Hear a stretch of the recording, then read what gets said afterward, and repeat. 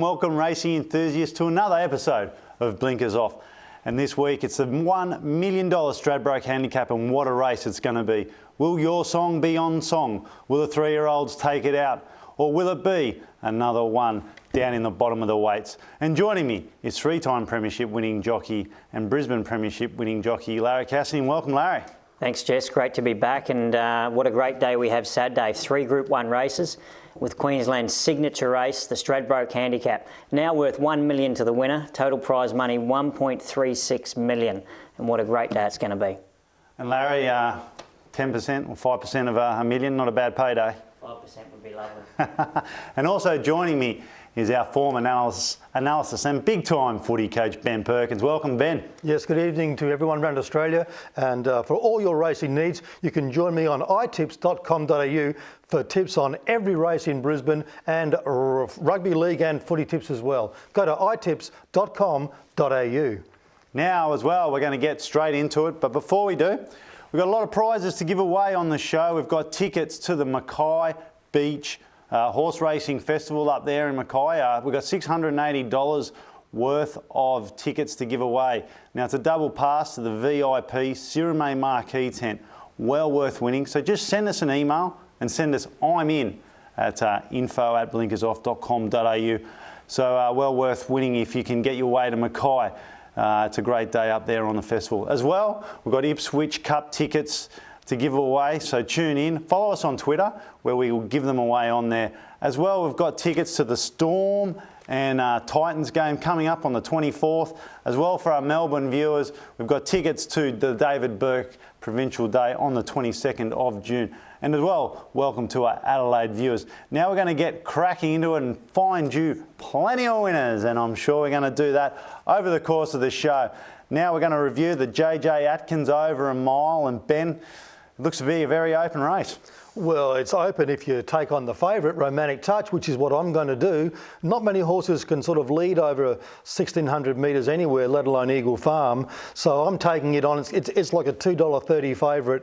Zoostar itself had beat Romantic Touch at its first race start by, I think it was 4.2 lengths. Yeah. But look, I'm going to go for the Queenslander here, Sir Moments. It will not be back last. It's from gate 3. It'll sit midfield. It's the one horse in the race that I think is absolutely crying out for the mile. It's a big, strong fellow. So I'm going to go for it at around the $8 mark. I put in number 3 here, Villanova. It'll sit midfield and really boxes on very well. And Zoostar, look, the other Waller runner here, it's 3 from 3.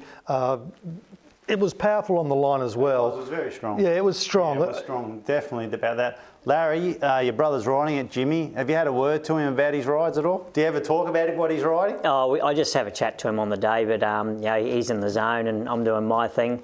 I've actually got a ride in the race, horse of Birchley's Locomotion. She's a lovely filly, but this may be a little bit strong for her, but she's certainly one to watch later on. You know, she's a lovely pedigree, so she could be an outsider. Drawing the one, you could get a good run. And yeah, she's the type of filly. She's learning all the time, but I expect her to show up next preparation. Now for myself here, I'm tipping one here, a Casino Prince colt here called Hooked. We're just going to preview its last furlong of the race here when it won at Doomben. It was a good, impressive win, and I think these Casino Prince colts and fillies are very talented. And I think from barrier 8, Ryan Wiggins on board, Hooked will be there. It did get smashed last start. Was very, as the stewards noted it had to shift out abruptly to avoid heels, and it had to be steady near the 800. But right now, we're just going to go to the last furlong of Hooked. Hook given full bore, then came Despot, the others can't win.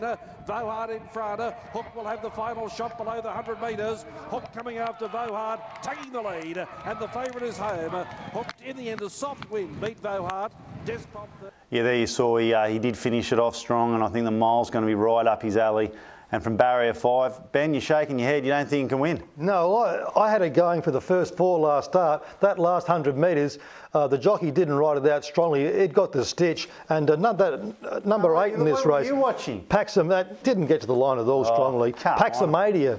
Now, you need to wake up. It's a Snowden horse, Paxamadia. His horses are going really, really well. Paxamadia, it'll beat Hook, no worries. No doubt. No, you're wrong. Hooked is a great bet, and I'm putting Hooked on top from Zeus Star Jimmy's Ride. Number 10, Global Dream from the Tony Gollan stable. Larry, have you ridden Global Dream? You ride a bit for Tony? No, rode at work some time ago, but not recently. And I'm putting in number 9 for fourth there, Chosen Idol from the Paul Massara stable. Right now, it's time for a bit of fun. The Jockey Challenge. Larry, the Go-Kart Challenge. We're going to go and watch Luke Rolls here. Tell me, how much fun did you have doing it, and was it did you get any fear at all driving those karts?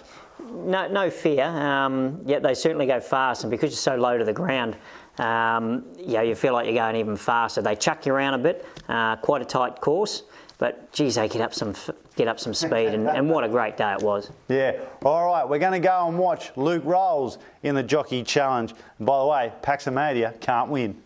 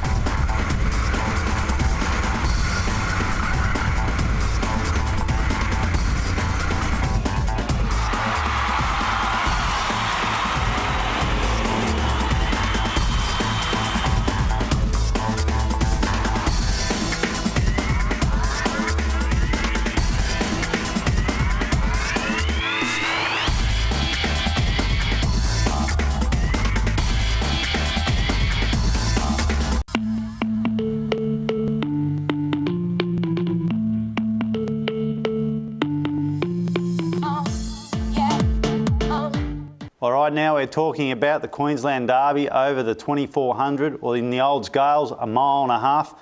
Larry, you've won this race 3 times, and your brother's won it 3 times as well. Can you make it 4? Oh, geez, I'd love to be able to make it 4, but Jimmy's on the favourite, and I think my bloke, Trackstar, he's probably 50 to 1, maybe even more than that. But one thing, he can stay, he will run the journey, but it's just whether he's got the class. Yeah, no, the class is going to play a big factor in this race. For me here, like last week, folks, I hope you had something on Gondoroko. He did tip it a special at the $4. I think this filly will win the Derby.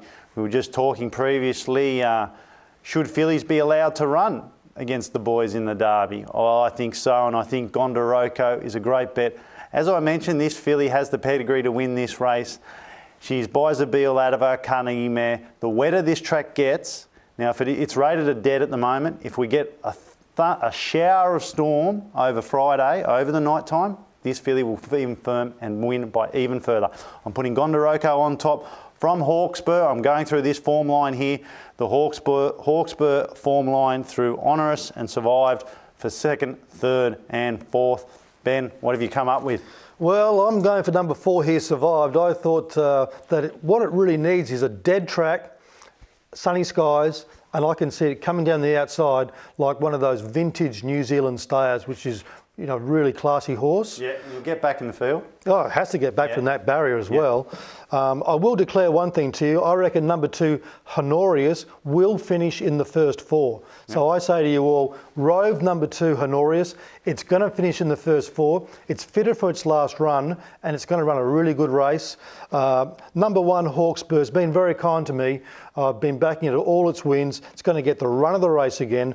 And number 20 here, Ambitious Champion. This is an Eagle Farm horse, and look for it down the outside if it gets into the field. If it doesn't get into the field, my full brother is number 15 here, Celtic Prince, a wet tracker, could be a 33 to 1 shot to run a place. But I think number 4 wins. I think number 2 is a fantastic chance. I'm totally against Gondokoro being in the field. Why? Because boys aren't allowed in girls' races, so why are girls allowed in boys' races? Where is that fair? It's wrong. Why is it wrong? I just told you why it's wrong, because it doesn't go the other way around. Why can't the boys go in the fillies races and the mares races? They're not allowed to. Larry, why? Well, because then they wouldn't be fillies and mares races, would they? They'd be open races. Well, there's one for the stewards, eh? Put that one to the stewards. What would your answer be? Why is the reason that they can't? Well, they do run colts and geldings races too. And slipper. Yeah. So Yeah, we're talking about the classics here, and talking about the Oaks. When the Oaks is running, can the boys go in the Oaks race? no, of course not. Oh, I That's see. why it's the Oaks. That's my point. Well, what's the Derby? The Derby's for the boy 3-year-olds. The Derby's for the 3-year-old No, No, stayers. it's the rubbish. Derby's for the And the best 3-year-olds. 3-year-old stayer You will want, win it. you No, want best political 3-year-olds. correctness, and you want to be totally correct. What do you I mean say, get political the girls correctness? on their own side of the fence. Oh, jeez. Nah. Until after the races, then get them all together, and it's party time. Righto, let's get on with it. Let's get into the 1 million time on at Stradbroke. This is getting out of control, and that's what we like here. A bit of stick, and for the uninitiated, stick means hammer and hammer means knuckle. Righto, the $1 million Stradbroke handicap. Ben, can fillies run in the Stradbroke? Of course they can, but they won't be winning it. Now, everyone knows here, who knows me, that I'm in the sizzling camp. They're my good friends, and it'll come into gate 14. The blinkers have made all the difference with this animal, and I can see it getting back in the field. And when Chris Munt says go, he'll be saying go on the favourite, and with Can't win. with 52 kilos, it can win. Nah, barrier 18's against it. It'll come into gate 14. It's the worst statistical barrier in the Stradbroke. There you Well, go, there's a statistic No, this for you. is the races. Anything can happen at the races. Larry? Now, for second, do you want to go second? Do you want to go? We'll No. come back to that. If you, Larry, who do you think Go will on, win? mate. Look, I think buffering from his draw, he's going to get a cosy run in front. I don't think there's going to be as much pressure as there was last time, and he might finally get to break his Group 1 maiden. Well, as Larry just mentioned, Buffering, will he break his Group 1 maiden? We're going to just have a look at Buffering winning his first race back from a spell this campaign. It was very impressive. So here we go to Buffering winning his first up campaign. He shakes off Listen Son coming to the turn, leads him by a length, ready to rip third to the outside, Spirit of Boomer. 4 away, Albrecht, Temple of Boom and starts me up. Buffering by the 300 metres in the lead. Spirit of Boom went to second, but he's still 2 lengths away. Ready to rip, struggling. Then Listen Son and Albrecht. But Buffering, hands and heels by the 100 metres. Well clear. And he's back in business in a big way. Buffering beats Spirit of Boom. Albrecht, Listen Son. Yeah, that was a very impressive win that day. It was $1.80. I took the $1.80. I was quite happy with myself. 1400 is a query with Buffering, and by the way, Ben, that pink, I don't think pink suits you, mate. Pink and I black go don't well think together. pink- They're the no. Russell Cameron and the Ted Cameron colours from years and years ago. Pink and black at the races are winning colours. Now let's talk about Buffering. Was it a gut buster last week? Because its run was absolutely enormous. It was a fantastic run by Buffering. Was it a gut buster? Look, I think it'll definitely take its toll on him because he got pressured early and he still dug deep. And, geez, he must go home at night, poor Buffering, put his head down and think, what more do I have to do to win a Group 1? Yeah. I think Saturday could be his go. Definitely Saturday could be his go. I don't think it will. I found one here, I like Streamer, number 4 from the Guy Walter stable. It's going to come into barrier 11. I just like everything about its preparation. It's just going to be timed to a T. It's got the blinkers for the first time. It trialled at Randwick prior to coming up here with the blinkers on over the 1,000. It was very impressive. Guy Walter, he knows what it takes to win a Stradbroke. 1400 is going to be suit it down to a ground, and it's going to love a little bit of sting out of the ground. And I think it's just going to be storming home. And who else would you want on in Group 1 time is G Boss. He's a Queenslander. Can he do it for Queensland? I think he can, and he'll do it for Streamer. And I'm having mine each way on Streamer. From here, number 15, Fontalina. This could be a chance. Again, Jimmy's on it. Have you spoken to Jimmy about it? No, I haven't. Looked impressive. I'm tipping one in for third here. Your Song. Will it be on song? Lovely galloping action, this horse. And coming out of 8, Peter Roble back on board. Oh, it's going to be thereabouts for sure. And I'm putting the Warhorse Buffering with 58. Got the Great Barrier. I'm putting it in for 4th. So my selections are Streamer from Fontalina, Your Song and Buffering. Now during the week I was down to the track and I caught up with Shaun Ritchie talking about Zarella and Miss Artistic in the Brisbane Cup.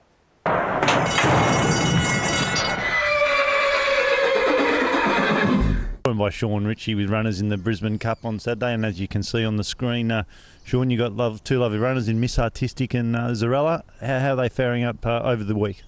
Yeah, look, both of them have done both very fit horses. You know, they've had a solid hit out this morning. That'll be all they'll need. They probably won't run along on Thursday now. I'll take them to the beach for a walk in the water, and I'm sure they'll perform well on Saturday. How will they cope over the mile and a half? Well, they've Quinella the New Zealand Oaks back at home, so there's no questions about the trip. I think Zarella on top of the ground's probably the better chance. She's certainly got a good turn of foot, and she's been racing at a downgrade for her. She's been racing in the Group 1 weight for age races.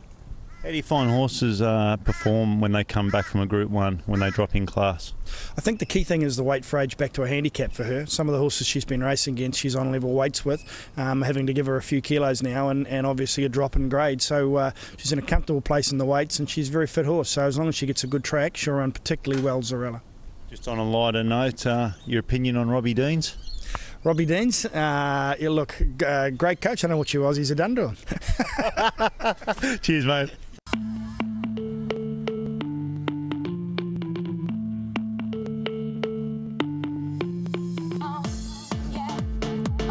Okay, it's that time of the show again with Question of the Week.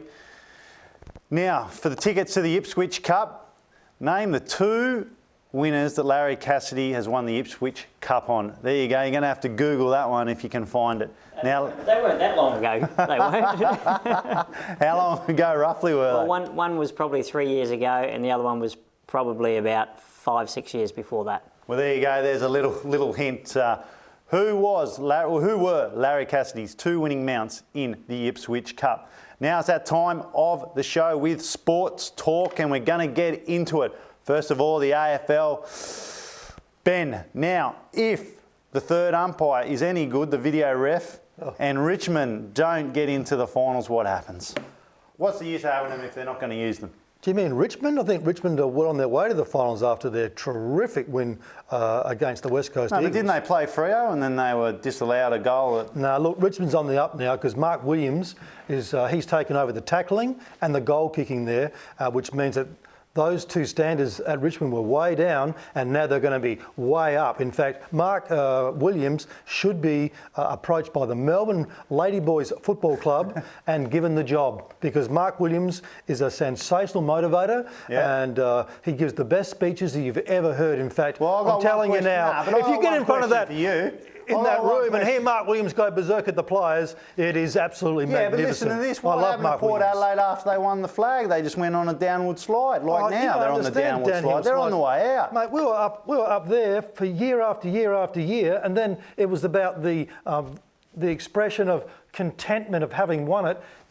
And in football, you've only got to slip down that little bit, and all of a sudden, you get overrun. Now tell me, Crows, Sydney, who's your pick?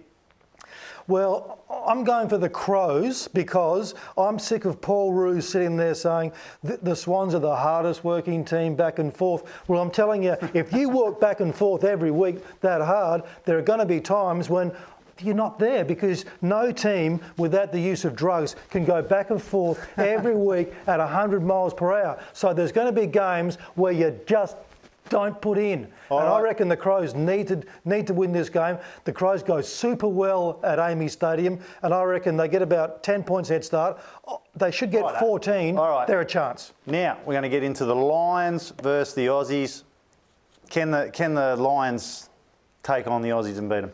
Mate, with Robbie Deans at the helm. No, that's my problem, you see. Look, I want the Wallabies to win, but I want Robbie Deans out of Australia. I want him in Japan, in China, in Russia. I want him anywhere other than near the Wallaby football side, because he's done the worst job that I've ever seen a coach do in rugby union, and he should not be in Australia. Righto, let's get in it. Well, before we go, it's back. I was at the Titans footy club, and we had the bowling challenge with the New South Wales representative, Greg Bird, and the Titans back in the back line, Jonathan Rankin. Here we are in the Titans challenge.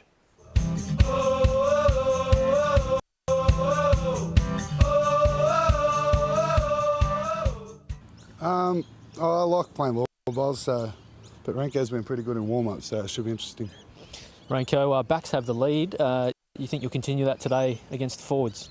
Mate, I hope so. Warm-up's been pretty promising at the moment, but You know, Berry's a bit of a competitor, so it's going to be tough encounter today, I reckon. Crap ass too. Ball. A bit too much on that. Let's go, Rank. Could be the first Ranger International. Looks good. I'd show that shot. Oh, he's played this game before. There it is. Oh, it's going to be tough to rule that. That's pretty tight. Yeah, that's a good ball, Greg. It's outside, but yeah, no good. Wait, run up. Is it 10 pin? That's Hit it. That's gone straight through the gate there, bud. Might be a bit heavy. Is it? That's very heavy. Your bowling today is your bowling is a lot like your hair today, very patchy. Yeah, hold that. Talk me through it. See your ball house right in front there? Yeah. Getting out of the way. Oh, God. Buckley's. So Matt and Just Matt into that bit there. Oh, that's draw. it's a draw. I had you by dead set 3 inches. You're a liar. It was not 3 inches. Do I have to measure it again? Measure it again. Are you serious? I'm not confident that you've got this. I'm not confident at all.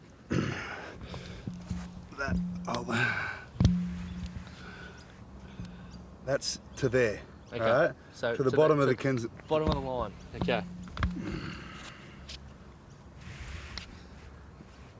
Oh, you just got me. You just got me.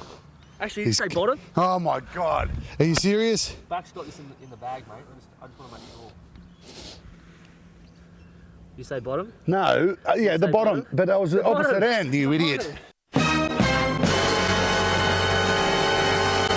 Who is the winner now? It is the Brisbane Cup. Let's get into it. Ben, selections. Well, I've gone for number 17, Less is More. It's on the up. The distance suits. It's in form. I've got a roughie for you here. Good value this. Number 12, Savannah Rush. This horse was 4 and 5 wide last start, and this time it's got the rails run, so it's going to real cushy run, and don't be surprised if it runs very, very well. Number 2, Precedence, was good to us last start. It came down the middle of the track, which was probably 4 or 5 lengths worse than the inside, so it was a colossal win. And number 4 here, Quintessential, very honest, loves Eagle Farm, run well. Yeah, no, myself, I like Zarella here, like we saw on the telly there, worked very strong. It's raced its last 5 starts have been in Group 1s. It's dropping down in class, it's dropping in weight. It's got barrier 6, K McAvoy in form, putting it on top. Buys a bill, will stay all day. It has ran second in the Oaks, not a problem. I think this filly will be competitive. So I've got Zarella in from number 4, Quintessential, great run last start. Number 18, Midsummer Sun. Again, the further this horse gets over, the better it's going to be. And number 7, Rothera. Now, Larry, you got a ride in the race? No, I don't have a ride, Jess. I like Precedence. I just think he, from Bart Cummings stable, Hugh Bowman aboard, just thought he had a sense of timing in his win the other day. Yeah, no, 58.5 be hard to beat. Ben, best bet of the week. Look, I think it's a real tough program. I think Rove, number 2, Honorius, I think at around 10 to 1, it'll run in the first 4. Larry, pick of the rides? No, they're sort of all rough hopes. They are probably outsiders, so let's hope I can kick a roughie home. Hopefully the Derby beat Brother Jim. That's it, make it 4. Four derbies for you, Larry, let's hope so. And remember, question of the week, the horses, what the name the horses that Larry Cassidy won the Ipswich Cup on.